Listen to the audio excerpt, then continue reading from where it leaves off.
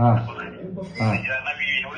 थोडीशी त्या चौकशीमध्ये काही आरोपाची टीम आपल्याकडे आली होती आणि तुमच्या पुस्तकांना थोडं म्हणजे त्या चौकशी दरम्यान त्यांना पण त्यांची अचेतन झालेला आहे.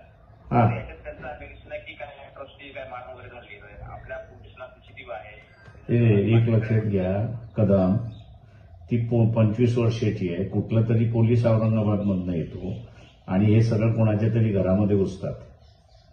कुठल्या कायद्याखाली घुसतात हे? हा, पोलिसाला लायसन्स तर दिलेलं नाही ना, त्याच्यामुळे एफआयआर नोंदून घ्या ना, चौकशी होत राहील त्याच्यामध्ये. नाही 2 दिवस नाही, ताबडतोब झाली पाहिजे एफआयआर. कदम 2 दिवस नाही, एफआयआर ताबडतोब नोंदवल्या गेली पाहिजे.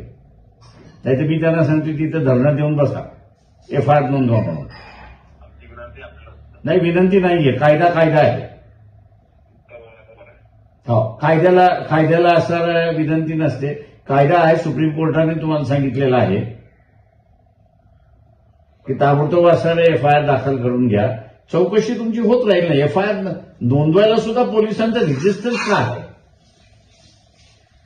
आम्ही चौकशी तर मागत नाही, किंवा तुमच्या चौकशीमधून निष्पक्ष होईल त्याच्यावरतीच तुम्ही असं कारवाई करणार आहात.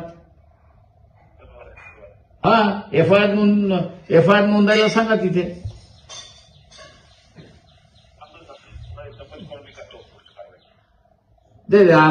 सुप्रीम कोर्टाला पत्र टाकू का आम्ही त्याच्यामध्ये? असे